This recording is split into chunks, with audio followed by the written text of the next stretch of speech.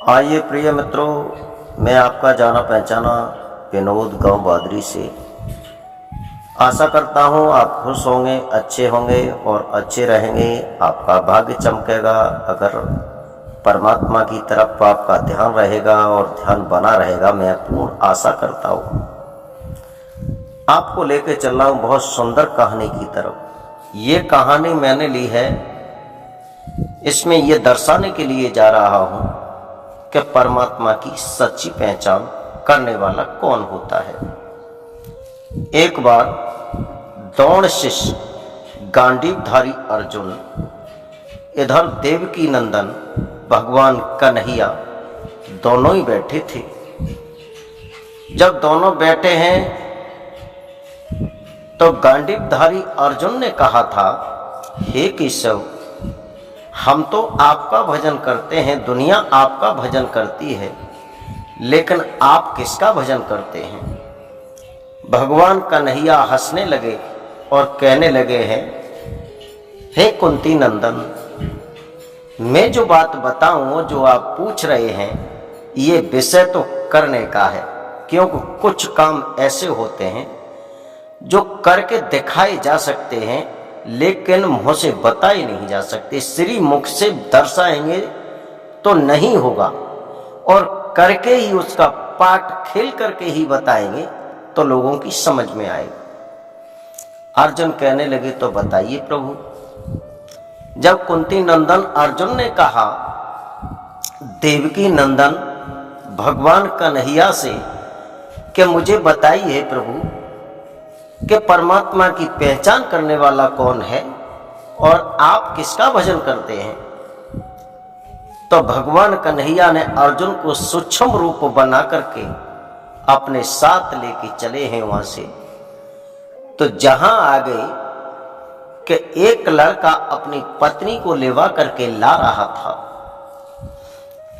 और पहले पैदल की रास्ता थी, कोई वाहन नहीं मिलता था। अब तो जहाँ जाना चाहते हैं वहाँ बस है, ट्रक है, टेम्पू है, ट्रेन है, तमाम साधन है, लेकिन पहले ज़्यादातर लोग पैदल चला करते थे।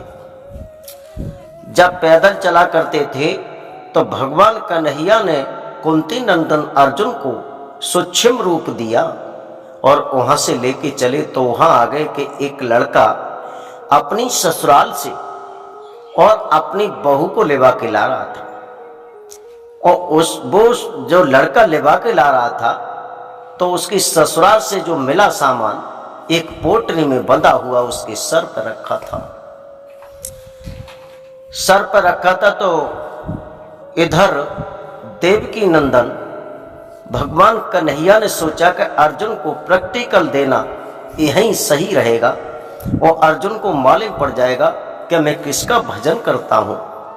और ये भी बात बताऊं भक्तों, हम तुम तो स्वामी स्वाधीन ब्रह्म सच्चिदानंद का भजन करते हैं, लेकिन परमात्मा किसका भजन करते हैं, तो मैं ये बताने के लिए जा रहा हूं कि भगवान किसका भजन करता है, प्रभु किसका भजन करते हैं, हमारा ईश्वर हृदय की सम्राट किसका भजन करते हैं, मैं ये दर्शाने के लिए जा रहा हूं। अनमोल देहाती अनमोल कहानी चैनल के माध्यम से बताने के लिए जा रहा हूं।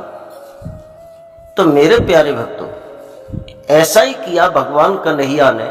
जो लड़का था जैसे कपड़े पहने था वैसे ही तो कपड़े पहने प्रभु ने, वैसी ही पोटली बांधी, जैसे कपड़ा में बंध रही वैसी पोटली बांध करके अपने सर पर रख ली, और वैसा ही बन गया। जैसा था वो लड़का वैसे ही भगवान बन गए। अब आगे चलते हुए जा रहे हैं, आगे चल करके एक रास्ता में से दो रास्ता हो गए, तो वो लड़का तो अपने गांव की वाली रास्ता पे पड़ गया, भगवान दूसरी रास्ता पे चल दिए। तो लड़की थी उसके पीछे जो लाज मार के आ रही थी, बहू बन के आ रही थी, वो अपने पति के पीछे चली। तो उस जो दूसरी रास्ता पे भगवान कन्हैया उसके पति का स्वरूप बना करके जा रही थी, वो कहने लगी, हे पागल तू कहाँ जा रही है? उसके साथ में, अरे असली पति तो मैं हूं। तो लड़की भगवान कन्हैया के पीछे चलने लगी, और उसका जो रियल पति था वो कहने लगा, रे पागल भोजन कहाँ से बीच में आ गया है, मेरा ही सा रूप बना करके। वो तेरा पति नहीं है, मैं हूं तेरा सच्चा पति। तू मेरे साथ आ, मेरे साथ तेरी शादी हुई है। लड़की अब उसके पीछे हो ली और उसी का रूप बनाए, उसके पति का हूबहू रूप बनाए। भगवान कन्हैया फिर कहने लगे, हे पागल, तू उसके पीछे कहाँ जा रही है? हे देवी, मेरे साथ तेरी भामर पड़ी है, तेरे माता पिता ने मुझे स्वीकार किया है, और इसके साथ कहाँ जा रही है? ये कौन है, कहाँ का है? तो वो लड़की अब अपना सर पकड़ के उसी रास्ता पर बैठ जाती है। जब लड़की उस रास्ता पर बैठ जाती है, सोचने लगी, पता नहीं चलता मेरा पति इन दोनों में से कौन है, मैं तो एक के साथ आई थी। जब सोचने लगी एक के साथ आई थी, धीरे धीरे कुछ वहां पे और गैलाव इकट्ठे हो गए।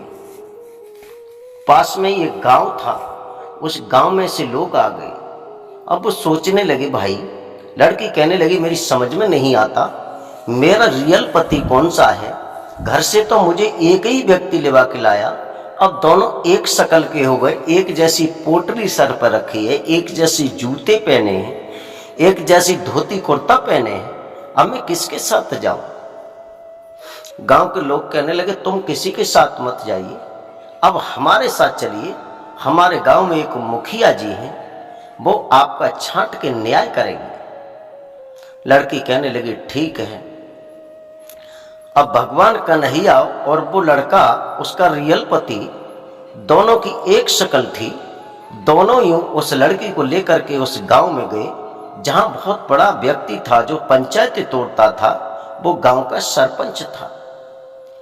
जब वहां पहुंचे भक्तों, और सरपंच से सारी कहानी जो लोगों ने बताया कि एक औरत है, दो पति हैं, और एक कहता है ये मेरी पत्नी है, दूसरा कहता है मेरी पत्नी है। आप ही सरपंच साहब इसका फैसला करिए, आखिर ये पत्नी किसकी है? सरपंच कहने लगे, लड़की को बुलाओ मेरे पास। लड़की आई, कहने लगी, बताइए। तो सरपंच कहने लगा, बेटी, तू अपने मन से बता दे तेरा पति कौन सा है, हम उसी के साथ में तुझे भेज देंगे। तो लड़की कहने लगी, सरपंच जी, मेरी समझ में नहीं आता कि मेरा पति कौन सा है।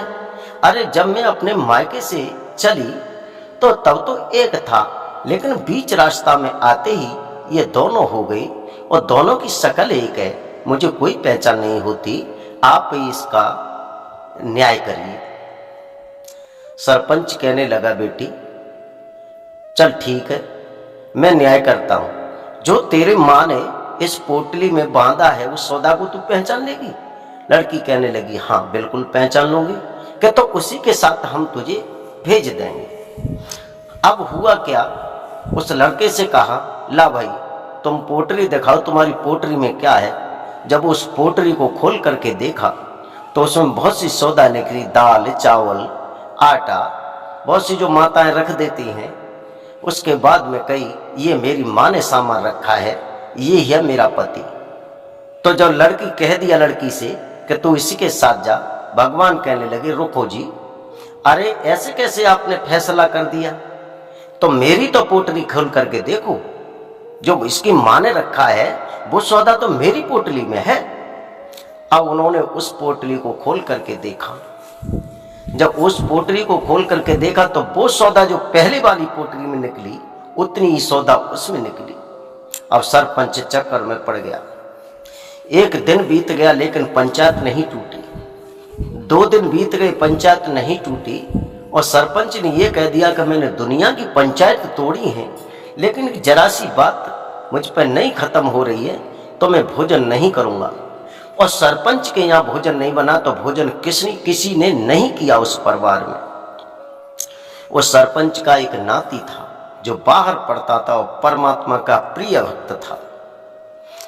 अब वो लड़का आया, तो लड़का आया गांव अपने घर पर, उसने देखा कि बहुत बड़ी भीड़ लगी हुई है और एक ही औरत है, उसके 2 पति हैं और दोनों की शक्ल एक है, एक जैसे जूते पहने हैं, एक जैसी धोती है, एक जैसा कुर्ता है, एक जैसा ही अंगोछा सर से बंधा हुआ है। लेकिन उस लड़का ने नहीं देखा। उसने देखा ये कि मैं इनकी पंचायत में जाऊं तो मुझे ठीक नहीं है, क्योंकि जब तक मेरे बाबा मौजूद हैं तब तक मैं कोई बात नहीं कर सकता। सीधा घर में गया, अपनी माँ से जाकर के कहने लगा, माँ मुझे भूख लगी है, तुमने भोजन नहीं बनाया? माँ कहने लगी, बेटा भोजन कहाँ से बनाती? क्यों? इसलिए एक औरत है, 2 पति हैं और 3 दिन हो गए, तेरे बाबा पर कोई समझ में नहीं आता कि आखिर ये पत्नी किसकी है। इस वजह से तुम्हारे बाबा ने भोजन बनाने की आज्ञा किसी को नहीं दी, उन्होंने स्वयं भोजन नहीं किया है, तो मैं भोजन कहाँ से बनाती? लड़का कहने लगा, माता जी बाबा पर जब पंचायत नहीं टूटी तो हम तोड़ देंगे, आप चिंता मत करो। लड़का जाता है जहां भीड़ इकट्ठी है, बाबा की चरण छूता है और कहता है, बाबा क्या बात है? तो उस बुढ़े सरपंच ने कहा अपने नाती के सर पे हाथ रखते हुए, बेटा मैं क्या बताऊं, मेरी समझ में नहीं आता। एक औरत है, 2 पति हैं और दोनों का निरीक्षण करते हैं तो चिन्ह बराबर निकलते हैं। अब मैं किसके साथ भेज दूं? ये मुझे बहुत बड़ी लज्जा की बात है, मुझे इस बात में शर्म आती है कि ये पंचायत मेरे टूटे नहीं टूट रही है। लड़का कहने लगा, बाबा मैं तुम्हारी आज्ञा मिल जाए तो इस पंचायत को अभी 5 मिनट में खत्म कर दूंगा। गांव के लोग कहने लगे, हाँ आप कर दो। और बाबा ने, उस सरपंच ने अपने नाती को आज्ञा दे दी, पुत्र अगर तुम पे आता है तो तुम इसे अवश्य तोड़ दो पंचायत को। लड़का वहां से चला, जाकर के उसने पैर से एक लकीर खींची और एक लकीर खींची कम से कम 10 डंग दूर, और 10 डंग दूर दोनों के बीच में इतनी दूरी कर दी 10-10 डंग की। और फिर कहा कि जा लकीर पर पैर रखते हुए और दूसरी लकीर पर अगर कोई पैर रख देगा, इस लड़की का जो पति, ये लड़की उसके साथ भेज दी जाएगी। उसका जो रियल पति वो हाथ जोड़ करके कहने लगा, मेरी क्षमता नहीं है जो इस पे पैर रखते हुए और दूसरे पे मैं पैर बढ़ा करके रख दूं, मेरी क्षमता नहीं है भाई। भगवान जो उसका रूप बनाए हुए थे उसके पति का, कहने लगे हम रख देंगे। तो उस लड़के ने कहा, आप रख दो, आपके साथ में इसको भेज देंगे लड़की को। जब भगवान ने उस पे पैर रख करके और पैर बढ़ा करके दूसरी 10 डंग दूर जो लाइन खींच रही थी उस पर रख दिया पैर, तुरंत उस लड़के ने पैर पकड़ लिए और कहा, प्रभु आपको क्या जरूरत है इतनी भारत की नारियों का, कितनी इकट्ठी करोगे? इस बेचारी को इस लड़के के साथ जाने दो, तुम्हें कोई जरूरत नहीं है। तो उसने ये पहचाना कि दुनिया में जितने मनुष्य हैं वो आज तक एक शकल के किसी भगवान ने नहीं बनाए, कोई नहीं बनाया। एक माँ से 4 पुत्र होते, चारों की बुद्धि अलग होती है, चारों की आवाज अलग होती है, चारों की शक्ल अलग होती है, चारों की नकल अलग होती है, लेकिन इनकी शक्ल एक है, नकल एक है और बुद्धि भी एक है, सब कुछ एक है। तो सवाय परमात्मा के ऐसा हो नहीं सकता। और फिर 10 डंग दूर वाली जो लाइन खींची है उस पर पैर रखने वाला तो केवल परमात्मा है, दूसरा मानव रख नहीं सकता। तो उस लड़के ने अपने बाबा से कहा, बाबा तुमको पहचान नहीं है, ये सच्चे परमात्मा है, स्वाधीन ब्रह्म सच्चिदानंद आपके दरवाजे पे आ चुके हैं, जिन्होंने लाइन खींची हुई पर दूसरी पे पैर रख दिए। तब भगवान चतुर्भुजी रूप बना करके सामने प्रकट हो जाते हैं और अर्जुन से कहते हैं, हे अर्जुन मैं ऐसे भक्तों का भजन करता हूँ, ऐसे भक्तों के संध्या बंदन करता हूँ कि इस लड़के ने आते ही मुझे पहचान लिया कि सिवाय परमात्मा के यहाँ कोई आ नहीं सकता, एक शकल बना नहीं सकता, बना करके प्रकट नहीं हो सकता, मैं इसकी पूजा करता हूँ। और उससे कह दिया, तू भैया अपनी पत्नी को लिवा के जा, जो 3 दिन मैंने बिगाड़े हैं तेरे, ये सब तेरे भक्ति में जुड़ जाएंगे, तेरे पुण्य खाते में जुड़ जाएंगे, चूंकि 3 दिन मैंने तेरे वेट किए हैं। तो भक्तों हमारी जो कहानी ये दर्शाती है कि एक शकल, एक नकल और एक ही अकल, ये तीनों चीजें परमात्मा ने आज तक किसी को नहीं दी हैं। अलग अलग शकल होगी, अलग अलग नकल होगी, अलग अलग बुद्धि होगी सबकी, ये हमारी कहानी दर्शाती है। और आपसे विनय करते हैं कि हमारे देहाती अनमोल कहानी यूट्यूब चैनल को सब्सक्राइब और चैनल को बढ़ाते रहें, लाइक करते रहें और शेयर करते रहें। अच्छी अच्छी कहानी आपको देते रहेंगे। हमारी कहानी से आपको